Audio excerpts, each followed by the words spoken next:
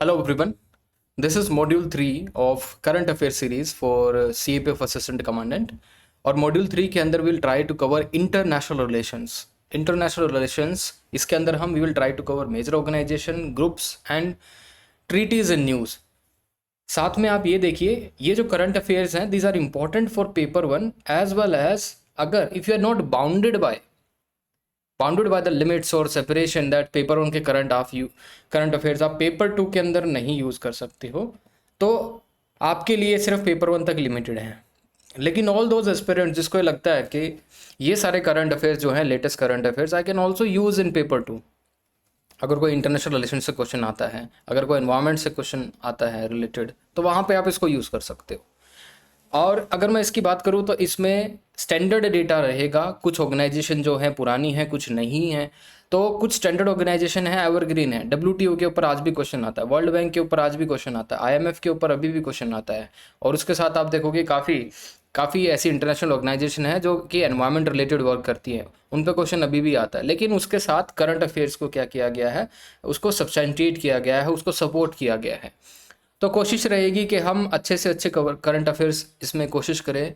लेकिन इसमें कभी भी ऐसे आप एक्सपेक्ट नहीं कर सकते हो कि एग्ज़ाम के अंदर यही क्वेश्चन आने वाले हैं। ये थोड़ा डेंजरस होगा कहना भी और इस तरह से प्रिपेयर करना भी कि जो हम प्रिपेयर कर रहे हैं वही एग्ज़ाम के अंदर आएगा। हम क्या कर सकते हैं, बेस्ट शॉट दे सकते हैं कुछ क्वेश्चन जो एवरग्रीन है उसको प्रिपेयर करके, राइट। तो let's start the video. First news is group of 7। देखिए, इंटरनेशनल रिलेशंस के अंदर मेजर ऑर्गेनाइजेशन कर रहे हैं। ग्रुप ऑफ 7 के अंदर आपको कंट्रीज पता होने चाहिए कितनी है, कौन कौन सी है। Canada, France, Germany, Italy, Japan, UK and US। ये 7 कंट्री हैं and these countries represent up to 50% of global net wealth and 30 to 46% of global GDP and 10% of world's population. 49th GN summit recently held in Hiroshima, Japan, and Russia has been a formal member। इसका होता था member पहले 1997 से 2014 के अंदर, लेकिन बाद में उसको निकाल दिया गया। G20 देखिए 1999 के अंदर ये बनी थी after the Asian financial crisis of 1980s। इसमें आप देखोगे it has no permanent secretariat और हेडक्वार्टर। G20 का कोई परमानेंट सेक्रेटेरिएट और हेडक्वार्टर नहीं है। India recently held the presidency of G20 summit for the first time. New Delhi के अंदर ये हुई थी और थीम क्या थी, वसुधैवा कुटुंबकम। और इसका मतलब होता है one earth, one family, one future. 18th G20 summit थी ये। इसके अंदर दिल्ली डिक्लेरेशन हुआ। G20 countries promised to work towards tripling the global renewable energy capacity by 2030। Troikaa आप देखोगे, ट्रोइका क्या होता है, it is working association between the current presidency, past presidency and next presidency. मतलब इसमें तीनों प्रेजेंट होते हैं। जो अभी प्रेसिडेंसी को होस्ट कर रहा है वो, जिसने पहले की थी और जिसके पास जाने वाली है, तीनों इसके अंदर क्या होता है, इन्वॉल्व होते हैं। इसको हमको बोलते हैं ट्रोइका। ओके। और एट द सेम टाइम अगर आप इसकी PDF चाहिए तो what you can do is इधर you can go to the Telegram channel जो मैंने यहाँ पे मेंशन किया हुआ है। टेलीग्राम चैनल पे this is tag CAPF। At the same time you can also message, Telegram, WhatsApp, जो भी आप कर सको, कॉल कर सको, इस नंबर पे कीजिए। The PDF will be share to you 8930919491, right. This is the number. इस पे आप क्या कीजिए, मैसेज कर सकते हैं फॉर द PDF। लेकिन आपको जरूरत नहीं पड़ेगी, आप टेलीग्राम ग्रुप से जाके डायरेक्ट डाउनलोड कर सकते हो। Next is BRICS. देखिए ब्रिक्स तो आप पता ही है, Brazil, Russia, India, China, South Africa. लेकिन लेटेस्ट क्या है, इसके अंदर एक और मेंबर ऐड हुआ है, कुछ मेंबर और ऐड हुए हैं, 6 न्यू मेंबर। ये याद होना चाहिए आपको। These countries includes Argentina, Egypt, Ethiopia, Iran, Saudi Arabia and UAE। बस इतना याद होना चाहिए। और इसके साथ 42% of population, 23% of GDP, 30% of the territory and 80% of global trade comes under BRICS. और ये जो एक्रोनिम था ब्रिक, क्योंकि एस साउथ अफ्रीका बाद में जुड़ा है, it is given by Jim O'Neill, Goldman Sachs जो कंपनी है उसने ये दिया था। उसके बाद देखिए सार्क के अंदर 8 मेंबर हैं। कौन कौन से, भूटान हो गया, इंडिया हो गया, मालदीव्स हो गया, नेपाल हो गया, और अफगानिस्तान, बांग्लादेश, पाकिस्तान, श्रीलंका। चाइना के पास स्टेटस है ऑब्जर्वर स्टेट का, हेडक्वार्टर इसका काठमांडू के अंदर है। बिम्स्टेक आप देखोगे बिम्स्टेक का हेडक्वार्टर कहाँ पे है? परमानेंट सेक्रेटेरिएट ढाका के अंदर है। और बिम्स्टेक बनाई कब गई? 1997 के अंदर। भूटान और नेपाल ने इसको 2004 के अंदर ज्वाइन किया है। तो इनिशियली भूटान और नेपाल इसके पार्ट नहीं थे। अभी तक देखोगे meeting took place after 4 years इन नेपाल। बहुत लंबे टाइम के बाद नेपाल में इसकी मीटिंग हुई थी रिसेंटली। ओके, तो बस इतना आपको याद रहना चाहिए। इसकी एक बैंकॉक विजन है 2030। बैंकॉक विजन का मतलब है aim to building a prosperous resilient and open BIMSTEC by 2030।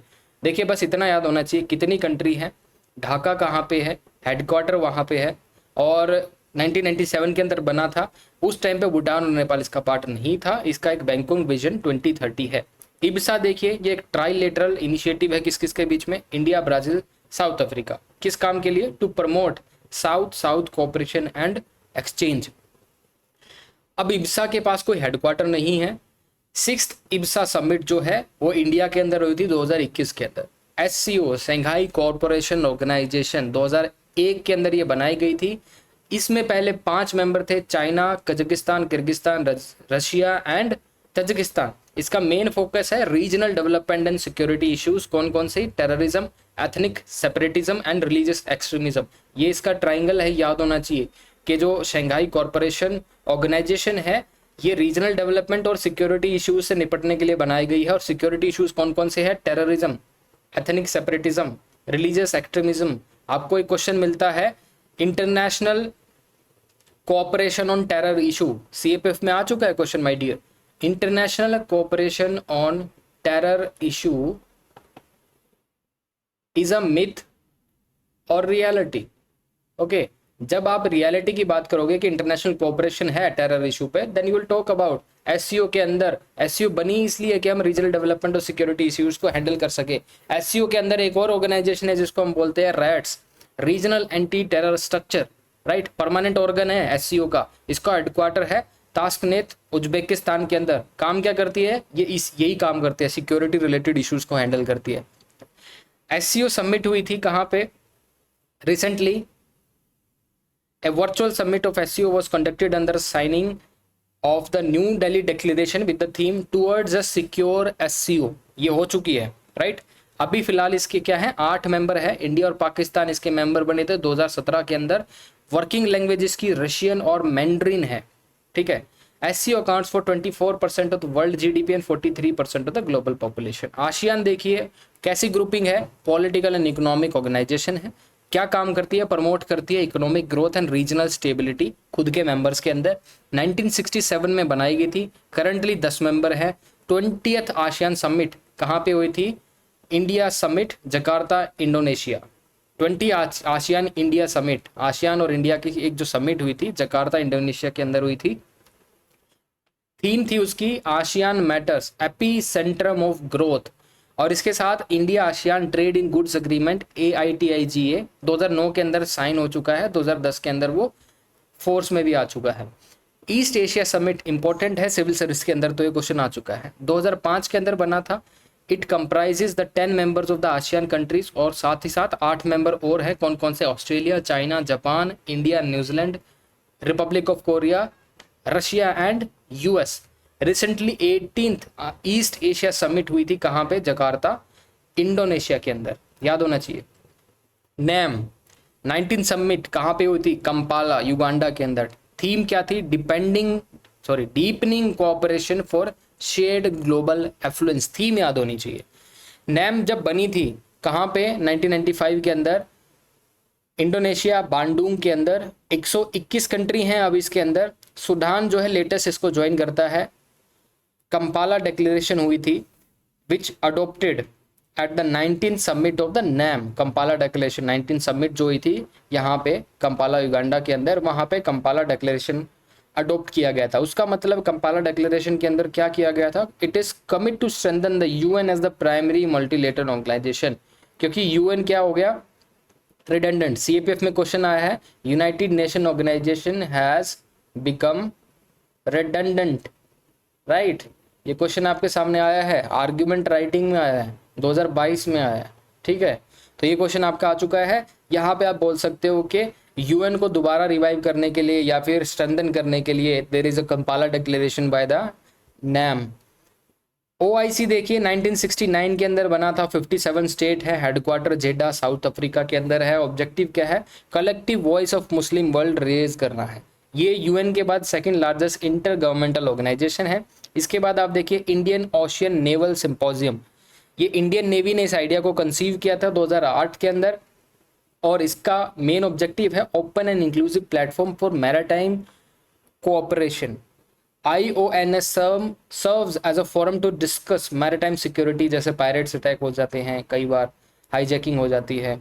उसके साथ आप देखिए Royal Thai Navy hosted the 8th Indian Ocean naval symposium conclave, right. Indian Ocean Rim Association, ये याद होना चाहिए, 23 मेंबर स्टेट्स हैं जितने भी इंडियन ओशियन को बॉर्डर करते हैं। उसके साथ ये 1997 के अंदर बनी थी। इसकी मेंबरशिप जो है कंसेंसस बेस्ड है, सभी मेंबर्स अगर राजी होंगे तभी नहीं जो कंट्री होगी इसको एंट्री दी जाएगी। पाकिस्तान इसका मेंबर नहीं है। इसका एम है to maintain the Indian Ocean as a free open and inclusive space.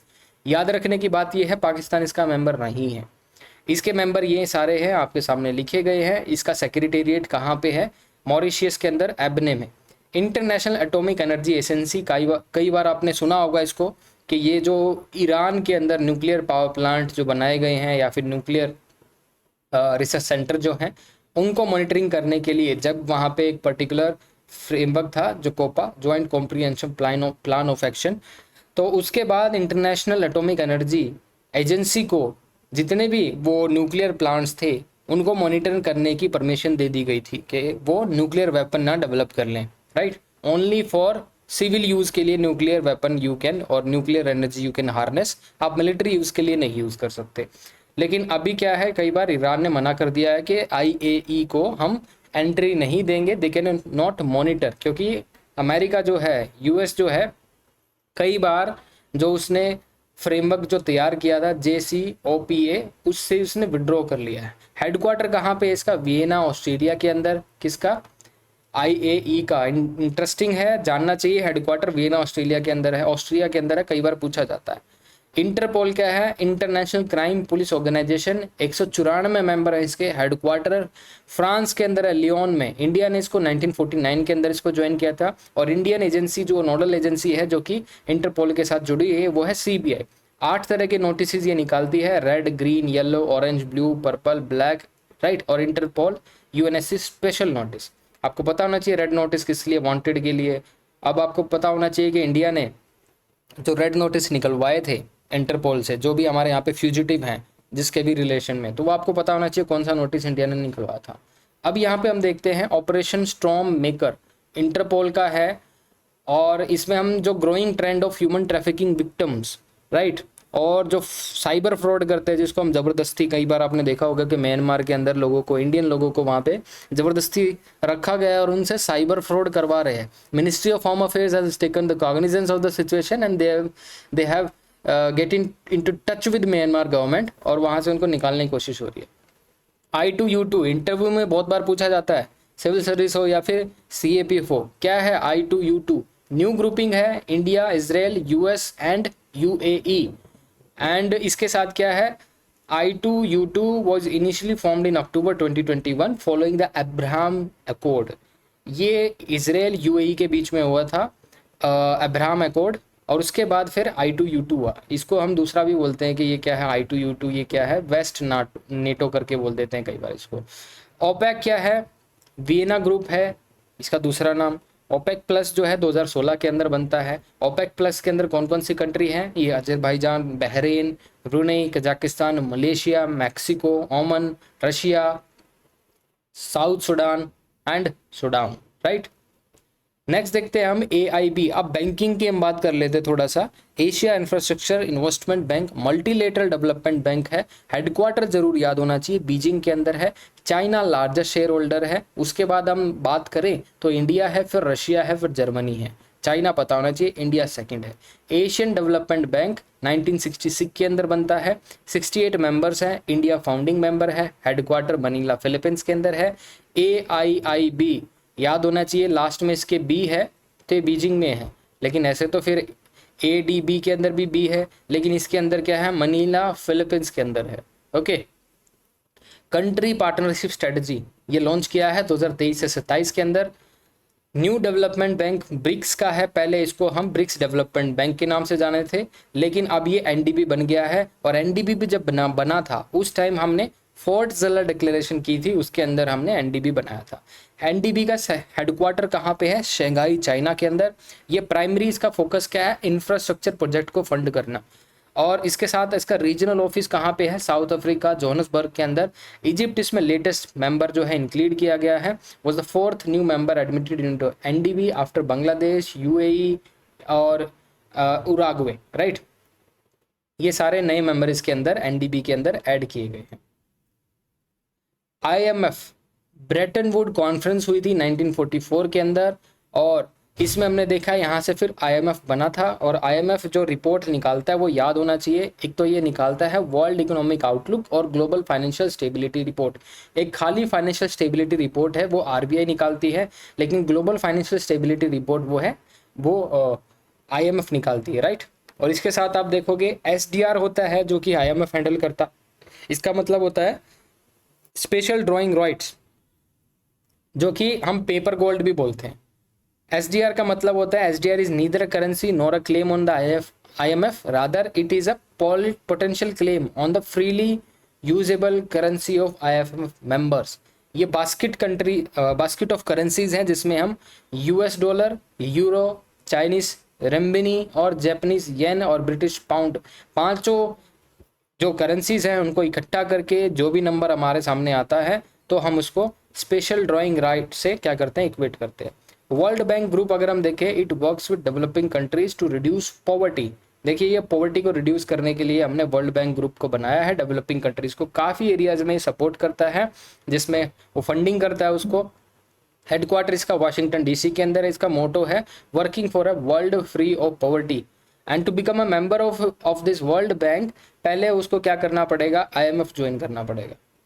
International Bank for Reconstruction and Development IBRD इसका पार्ट है, आईडीए इसका पार्ट है, आईएफसी इसका पार्ट है, मीगा इसका पार्ट है, आईसीएसआईडी इसका पार्ट है। तो 5 इसके अंदर क्या है? और भी इसके 5 डेवलपमेंट इंस्टीट्यूशंस हैं। वर्ल्ड बैंक इससे मिलके बना है 5 इंस्टीट्यूशन से। India is not a member of ICSID, याद होना चाहिए। वर्ल्ड इकोनॉमिक फोरम की बात करें, ये स्विट्जरलैंड के अंदर है, जेनेवा स्विट्जरलैंड 1971 के अंदर बनी थी। इसका हेडक्वार्टर देखें तो जेनेवा स्विट्जरलैंड और क्लॉगनी ये जेनेवा के अंदर है। इसकी एनुअल मीटिंग होती है जिसको हम बोलते हैं डेवोस एजेंडा। कुछ ये रिपोर्ट निकालता है वर्ल्ड इकोनॉमिक फोरम जो कि बहुत इंपॉर्टेंट है। एनर्जी ट्रांजिशन इंडेक्स से देख सकते हो, ग्लोबल कॉम्पिटिटिव रिपोर्ट है, ग्लोबल आईटी रिपोर्ट है, ग्लोबल जेंडर गैप रिपोर्ट है और ग्लोबल रिस्क रिपोर्ट है, global travel and tourism report है। बहुत इंटरेस्टिंग ये रिपोर्ट है, याद होना चाहिए। 54th एडिशन जो था एनुअल वर्ल्ड इकोनॉमिक फोरम का, डेवोस स्विट्जरलैंड के अंदर हुआ था रिसेंटली। एआई गवर्नेंस अलायंस, ये क्या है? रिस्पॉन्सिबल जनरेटिव एआई के बारे में है। तो एआई गवर्नेंस अलायंस क्या है? एआईजीए 2023 के अंदर हुआ था। ब्लेक्सले डिक्लेरेशन और Bletchley park in Buckinghamshire near London, ये इंटरेस्टिंग है, याद होना चाहिए। ये वर्ल्ड की पहली फर्स्ट एवर एआई समिट है, याद होना चाहिए। या तो इसको एआई सेफ्टी समिट बोल सकते हैं या फिर ब्लैकस्लेट डिक्लेरेशन भी बोल सकते हैं। इसके अंदर अगर हम देखें, United State, China, Japan, UK, France and India and European Union agree to sign a declaration. और ये डिक्लेरेशन क्या करेगी? इसका ऑब्जेक्टिव क्या है? Frontier AI safety and research के ऊपर ये काम करेगी। जीपीएआई क्या है? Global participation on artificial intelligence. 2020 के अंदर जून में ये एस्टेब्लिश हुई। 15 मेंबर कंट्रीज हैं, इंडिया भी इसका पार्ट है। और उस टाइम 15 मेंबर थे, अब 29 मेंबर हो चुके हैं।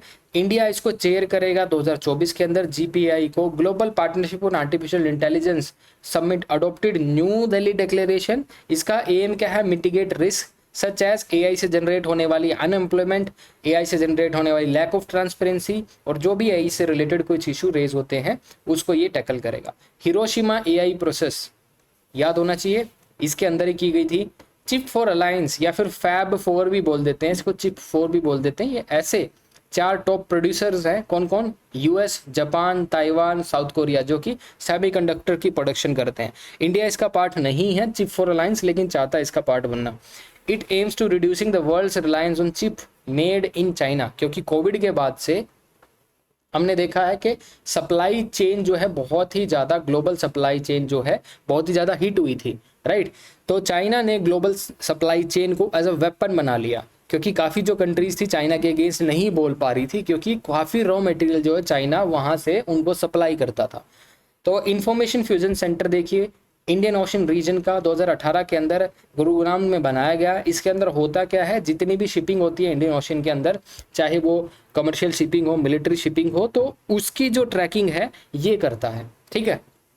इसका सिग्निफिकेंस है vital role in enhancing global effort to combat maritime security threats including piracy, armed robbery, contraband, smuggling, IUU fishing. देखिए अभी आपने देखा था कि बहुत सारी जो शिप्स थी वो पाकिस्तान बाउंडेड भी शिप थी, और बहुत बार देखा था ईरान की शिप थी, तो इंडियन मार्कोज ने भी उसमें ऑपरेशन किए थे। तो हमने रीजनल पावर जो हम कहते हैं खुद को, वो करके दिखाया है। सागर जो हमने चलाया है, safety and security and growth for all in the region, वो भी हमने किया है। हम नेट सिक्योरिटी प्रोवाइडर खुद को बोलते हैं, वो भी हमने किया है साबित। इस बार मैरिटाइम सिक्योरिटी पे क्वेश्चन आ सकता है, सो बी प्रिपेयर्ड। उसमें इंडियन ये इंफॉर्मेशन फ्यूजन सेंटर को आप क्या कर सकते हो, मेंशन कर सकते हो। Indian Pacific economic forum for prosperity, IPEF, economic initiative है, यूनाइटेड स्टेट्स ने स्टार्ट किया था 2022 के अंदर। इसके 14 मेंबर्स हैं, ओके, इंडिया भी मेंबर है। लेकिन एट द सेम टाइम इसके 4 पिलर है। कौन कौन से? Trade, supply chain, clean energy, decarbonisation and infrastructure and tax and anti corruption. India जो है इसका एक पिलर का पार्ट नहीं है, ओके। ट्रेड पिलर इसने नहीं ज्वाइन किया इंडिया ने। RCEP इंडिया इसका भी पार्ट नहीं है, okay. Regional comprehensive economic partnership free trade agreement है between ASEAN and FTA members. कौन कौन से अलग 5 मेंबर्स है अपार्ट फ्रॉम आसियान? अगर आप इसमें देखोगे, Australia, China, Japan, New Zealand and Republic of Korea, ये सारी आसियान कंट्री हैं। और आसियान कंट्रीज के साथ ये 5 ऐसी कंट्री हैं जो कि आसियान से अलग हैं, और RCEP जो है फ्री ट्रेड एग्रीमेंट आपस में करती हैं। सप्लाई चेन रेजिलिएंट इनिशिएटिव आप देखोगे 2021 के अंदर हमने बनाया था। हमारे पीछे रीजन यही था इसको बनाने का, कि जो ग्लोबल सप्लाई चेन है इसको हम और भी ज़्यादा इंक्लूसिव करना है, फ्री करना है। इसलिए हमने क्या किया कि चाइना से काफ़ी जो ग्लोबल प्रोडक्शन सेंटर्स थे उनको उठा के दूसरी कंट्रीज में एस्टेब्लिश करने का हमने सोचा। और कौन कौन सी कंट्रीज इसमें साथ में काम कर रही है? India, Japan, Australia, right, to enhance the resilience of supply chain in Indo-Pacific region and to reduce the dependence and reliance on China। इसका एम यही है कि वर्चुअस साइकिल बनाना है। बहुत इंटरेस्टिंग है। North Atlantic Treaty Organisation, NATO जिसको हम बोलते हैं, मिलिट्री अलायंस है, और इसको हम वाशिंगटन ट्रीटी भी बोलते थे। अप्रैल 1949 के अंदर ये बनी थी। उस टाइम पे US, कनाडा और सेवरल वेस्टर्न यूरोपियन कंट्रीज ने मिलकर इसको बनाया था। अभी करंटली आप देखोगे 30 मेंबर हैं 2021 से, और नॉर्थ मैसेडोनिया ने इसको रिसेंटली ज्वाइन किया है। इसके बाद किसी ने रिसेंटली ज्वाइन किया तो मुझे बताना कमेंट बॉक्स में, बिकॉज आई थिंक किसी ने इसके बाद भी ज्वाइन किया। नेटो प्लस आप देखोगे, नेटो प्लस 5 मोर कंट्रीज है इसके अंदर। कौन कौन सी? Australia, New Zealand, Japan, Israel, South Korea. एक ग्लोबल डिफेंस ग्रुपिंग है। CD देखिए, कॉन्फ्रेंस ऑन डिसआर्मामेंट। कई बार हम बोलते हैं कि न्यूक्लियर वेपन्स को हमें ख़त्म कर देना चाहिए, न्यूक्लियर वेपन्स को डिसआर्मामेंट करना चाहिए। तो ये क्या, एक फोरम है जिसमें हम क्या करते हैं, नेगोशिएट करते हैं। Multilateral arms control and डिसआर्मामेंट agreement 1979 के अंदर ये बनी थी। इसके अभी 65 मेंबर हैं। It is not formally a UN organisation. NPT देखिए 1968 के अंदर बनी थी, 1970s में फोर्स में आती है। इसका काम क्या है NPT का? प्रिवेंट करना न्यूक्लियर वेपन्स और टेक्नोलॉजी को, ठीक है, to acquire by a non nuclear states. अभी तक जो न्यूक्लियर स्टेट बन चुके हैं, लेकिन फर्दर किसी और को न्यूक्लियर स्टेट बनने की आप कोशिश मत करने दीजिए। इसमें इजराइल, इंडिया और Pakistan have never signed it. North Korea ने इस ट्रीटी से विड्रॉ किया था 2003 के अंदर।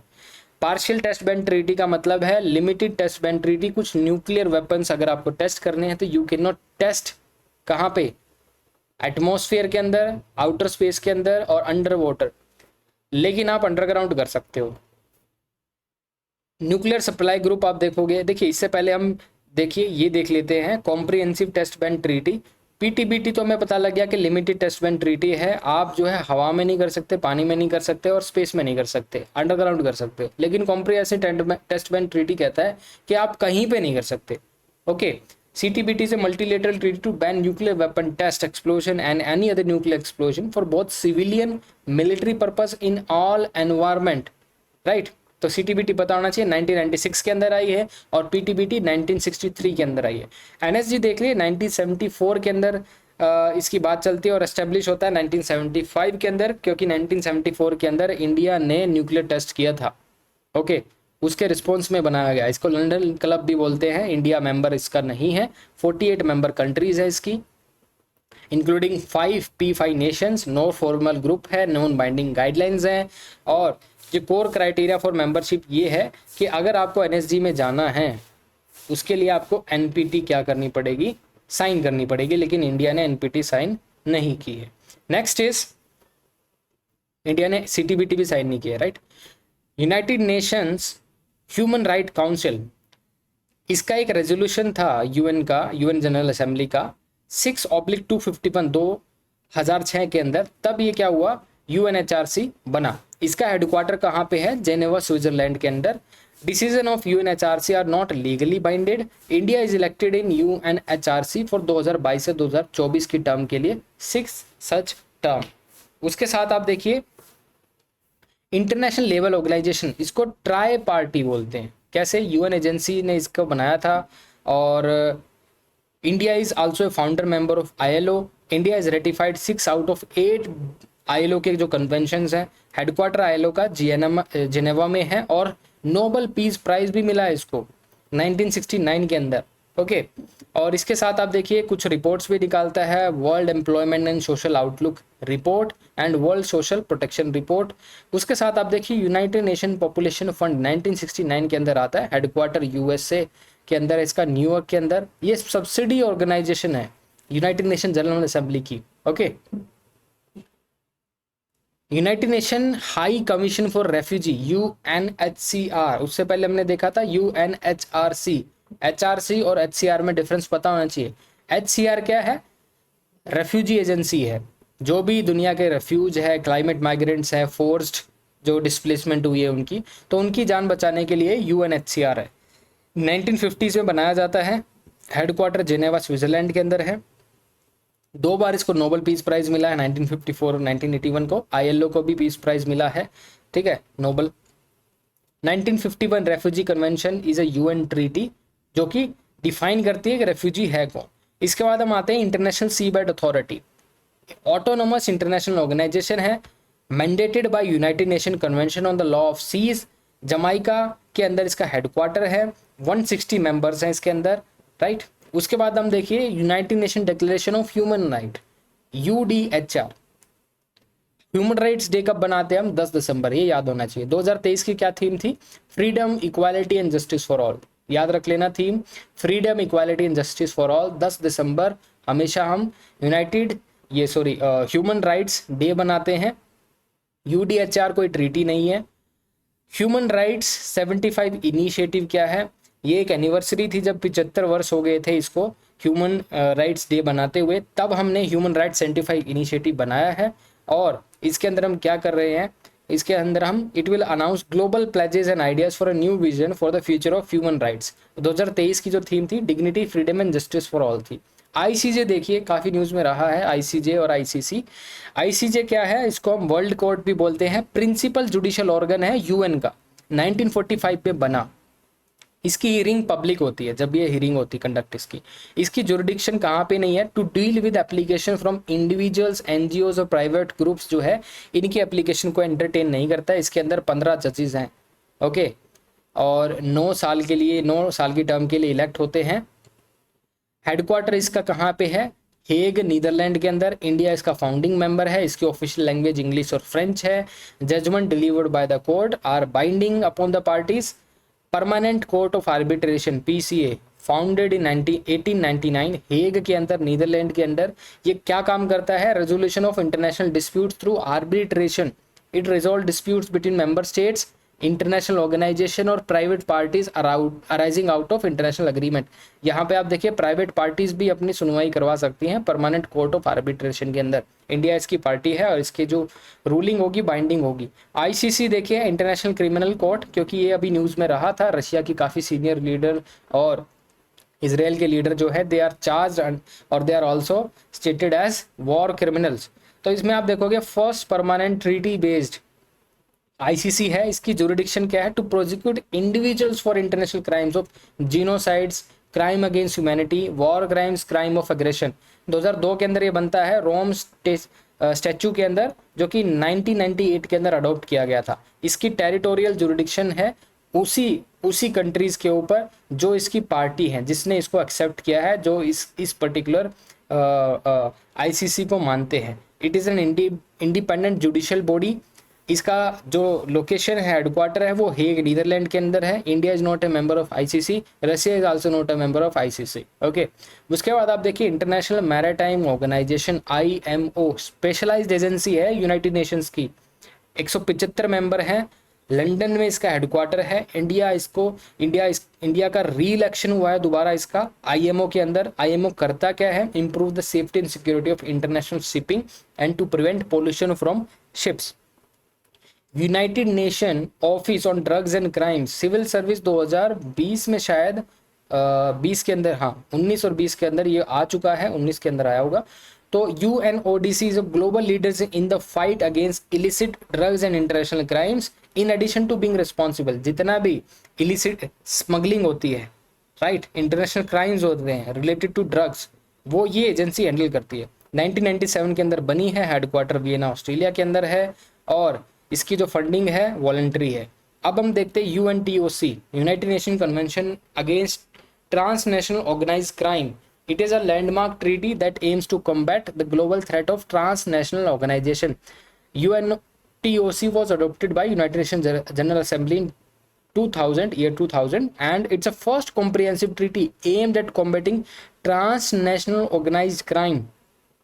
कौन कौन से organized crime such as Dawood Ibrahim जो carried out करता है, ओके, दाऊद, जिसमें हम देख सकते हैं ह्यूमन ट्रैफिकिंग भी है, माइग्रेट स्मगलिंग भी है, इलिसिट फायर आर्म ट्रैफिकिंग भी है। 191 कंट्रीज इसको ज्वाइन कर चुकी हैं। सीबीआई जो है इंडिया से, उसकी नोडल एजेंसी है जो कि इसके साथ क्या करती है, इंटरेक्ट करती है। C+C5 समिट चाइना ने इसको होस्ट किया है, और जियान डिक्लेरेशन साइन किया गया है। Voice of global south, India ने second voice of global south summit को होस्ट किया है, और उस टाइम पे हमने एक पर्टिकुलर मुहिम भी चलाई है, दक्षिण global south cooperation excellent, and called for 5 C's। 5 C's की इसमें बात की है, कौन कौन सी, consultation, cooperation, communication, creativity, capacity building. The term global south refers to various countries often described at, जिसको हम डेवलप्ड भी बोलते हैं, डेवलपिंग भी बोलते हैं, डेवलप नहीं बोलते, डेवलपिंग बोलते हैं, लेस डेवलप्ड बोलते हैं, और अंडर डेवलप्ड, उसको हम ग्लोबल साउथ ग्रुपिंग बोल रहे हैं।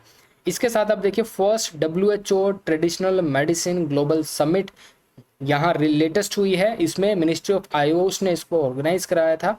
इस समिट की अगर आप बात करोगे तो समिट में थीम रही थी towards health and wealth being for all, Gandhinagar Gujarat के अंदर हुई थी। उसके अंदर गुजरात डिक्लेरेशन भी हमने दिया, जिसमें हमने कमिटमेंट की है कि जो इंडिजिनस नॉलेज है, जो भी ट्राइबल नॉलेज है, बायोडाइवर्सिटी है, traditional complementary and integrative medicine है, उसको हम क्या करेंगे, दोबारा से इम्प्लीमेंट या फिर उसको हम अपने लाइफस्टाइल में लाने की कोशिश करेंगे। Middle east Europe corridor IMEC important है। G20 समिट हुई थी न्यू दिल्ली के अंदर, जब इसको साइन किया गया था। ये क्या है, इसके अंदर rail road, ship to rail network, road transport, सब कुछ है इसके अंदर। और इसके अंदर अगर आप देखोगे ईस्ट कॉरिडोर जो है कनेक्ट करेगा India to the Arabian gulf, and north corridor जो है वो किसको कनेक्ट करेगा, गल्फ टू द यूरोप। तो east corridor that will connect to India to the Arabian gulf, and उसके बाद जो नॉर्थ कॉरिडोर है that will connect to the gulf to Europe. Okay, so इसके साथ आप देखिए इसके अंदर बहुत सारी चीज़ें हैं। इसमें इलेक्ट्रिसिटी केबल भी यूज़ होगी, हाइड्रोजन पाइपलाइन भी यूज़ होगी, हाई स्पीड डेटा केबल भी यूज़ होगी। और इसके कौन कौन सिग्नेटरीज हैं, India, US, Saudi Arabia, UAE, European union, Italy, France and Germany. Okay, और कुछ पोर्ट्स याद होने चाहिए, कहाँ पे है, UAE के अंदर क्या है, फुजेरा पोर्ट है, इसराइल के अंदर हैफा पोर्ट है, और सऊदी अरेबिया के अंदर क्या है, गुएफत और हरद पोर्ट है। उसके साथ जॉर्डन भी क्या है, इसमें इन्वॉल्व है।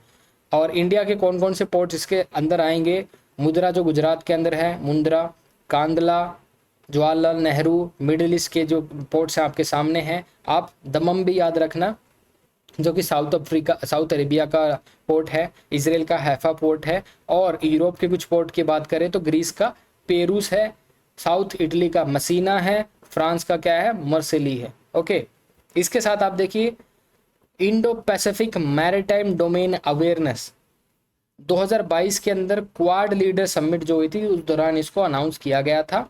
ये अनाउंस इसलिए की गई थी, हमें ट्रैक करना था डार्क शिपिंग को and to build a faster, wider and more accurate maritime picture, क्योंकि 26/11 अटैक जब होता है तो उसमें मैरीटाइम पिक्चर क्लियर नहीं थी, हमें नहीं पता था कैसी बोट कहाँ से आ रही है, कब आ रही है।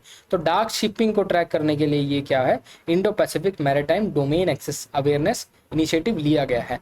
नॉर्थ साउथ ट्रांसपोर्ट कॉरिडोर देखिए 7200 किलोमीटर लॉन्ग है, राइट। रशिया से ये लिंक होगा, बाल्टिक सी से गुजर के जाएगा और अरेबियन सी से ये भी मिलेगा, अरेबियन सी से भी मिलेगा।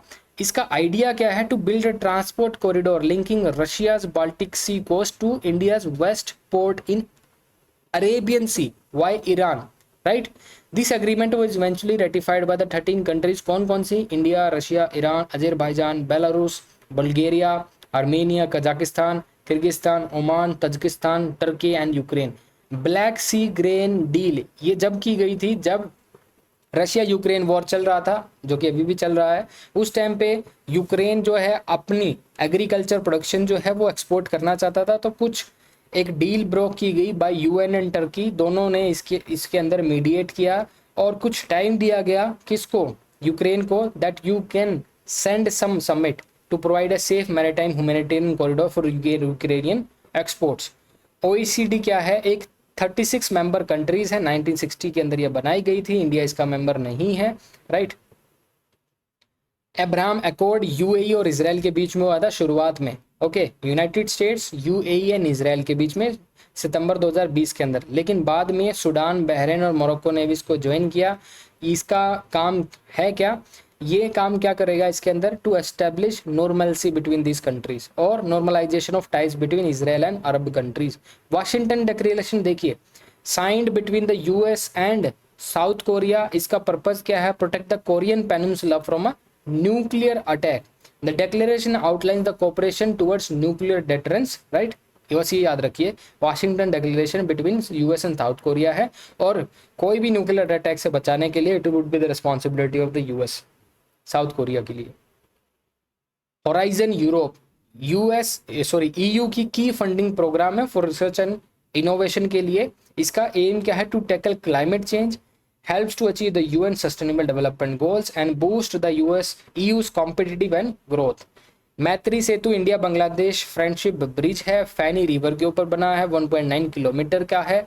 और अगर आप देखोगे Feni rivers form part of India Bangladesh border, और जो कि साउथ त्रिपुरा डिस्ट्रिक्ट से ये निकलती है। एंड ये जो ब्रिज है, त्रिपुरा में एक जगह है सबरूम और बांग्लादेश में एक जगह है रामगढ़, तो दोनों को ये ज्वाइन करता है, दोनों प्लेस इंपॉर्टेंट है। फ्री मूवमेंट रजीम को एंड कर दिया गया है, इंडिया और म्यांमार के बीच में थी ये। 16 किलोमीटर ऑन इधर side of the Indo Myanmar border में जो लोग रहते थे वो फ्रीली क्या है मूव कर सकते थे, उसको कोई पासपोर्ट ऐसी कोई जरूरत नहीं, वीजा वगैरह की जरूरत नहीं होती थी। Okay, India Myanmar Thailand trilateral highway, India कह रहा है कि हमने 70% ये जो बन रहा था वो कंस्ट्रक्शन वर्क कंप्लीट कर दिया गया है। 1360 किलोमीटर लॉन्ग रूट है। इंडिया की ईस्ट लुक ईस्ट पॉलिसी को ये क्या कर रहा है, सपोर्ट कर रहा है। इट विल कनेक्ट, इंडिया की एक जगह है मुर्रे, ओके, और मेसोट जो है थाईलैंड और म्यांमार से कनेक्ट करेगा ये, राइट। तो ये याद होना चाहिए। इंडिया आउट कैंपेन कहाँ पे चलाई गई थी, मालदीव्स के अंदर। कॉम्प्रिहेंसिव इकोनॉमिक पार्टनरशिप जो है इंडिया यूएई के अंदर हो गई है, याद होना चाहिए। 2022 के अंदर ये फोर्स में आ चुकी हैं। ये first full free trade agreement to be signed by India with any country in past decade. It covers trade in goods, याद होना चाहिए किस किस में ट्रेड है, गुड्स एंड सर्विसेज में, rules of origin, customer cooperation, dispute settlement, इन सभी चीजों में काम करेगा। यूएई जो है इंडिया का थर्ड लार्जेस्ट ट्रेडिंग पार्टनर है after China and US. India Australia 2+2 ministerial dialogue, इसके अंदर मिनिस्ट्री ऑफ डिफेंस और एक्सटर्नल अफेयर्स मिनिस्टर है। और कौन कौन सी कंट्री जिसके साथ हम 2+2 मिनिस्ट्रियल डायलॉग करते हैं, ये आपके लिए क्वेश्चन है। वागनर क्या है, रशिया की प्राइवेट आर्मी। काफ़ी इंडियंस भी जो थे इस आर्मी में हमने देखा है, they worked as a mercenaries, वहाँ पे वो काम कर रहे थे। हमास जो है एक इस्लामिक रेजिस्टेंस मूवमेंट के नाम से जाना जाता है। 1987 के अंदर ये क्या बना था, और इसके साथ इसने एक ऑपरेशन किया है इसराइल के ऊपर। उस ऑपरेशन का नाम था तूफान अल अक्सा। उस रिटेलिएशन में इसराइल ने एक ऑपरेशन किया है आयरन स्वॉर्ड्स। गाजा स्ट्रिप कहाँ पे है? It's a Palestine enclave on the eastern coast of Mediterranean sea. Mediterranean sea के ईस्टर्न कोस्ट पे है ये। 2 स्टेट सॉल्यूशन आप लोग जानते हैं। यहाँ पे एक और कम्युनिटी है Bedouin Arab, Israel Bedouin Arab fear getting caught in cross fires of war with Hamas. देखिए ये जो बेडुइन अरब है ये इसराइल में अच्छा खासा काम कर रहे हैं शांतिपूर्वक।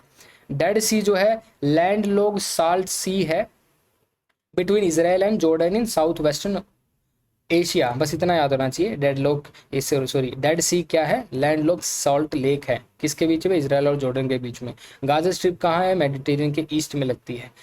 और लैंडमार्क पीस अग्रीमेंट जो है इसराइल और अरब के बीच में कौन कौन से हैं? Camp David accord, Oslo accord, Jordan Israel peace treaty, Arab piece initiative and Abraham accord 2020 के अंदर जो हुआ था। शुरुआत में इसराइल, यूएई और यूएस के बीच में हुआ था, लेकिन बहरीन ने इसको बाद में ज्वाइन कर लिया, और मोरक्को एंड सूडान ने। Right, so this is all.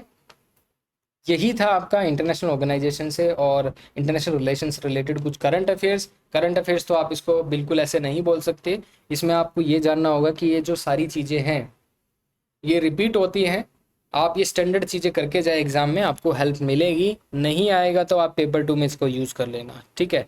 तो आप ये इंफॉर्मेशन यूज़ करना, ये आपकी डिस्क्रिशन के ऊपर है। It is your discretion, because last में हमें क्या करना पड़ता है, आप सभी के जवाब देने पड़ते हैं। हमने ये प्रिपरेशन की है, लगभग 2-3 दिन इसको प्रिपेयर करने में, नरेट करने में, अपलोड करने में लग जाते हैं, और इन द एंड इससे क्वेश्चन नहीं आता। तो it is not our responsibility के क्वेश्चन यूपीएससी इसी से क्वेश्चन उठाए। How can we predict? Right, आप लोग समझ सकते हो। So thank you all.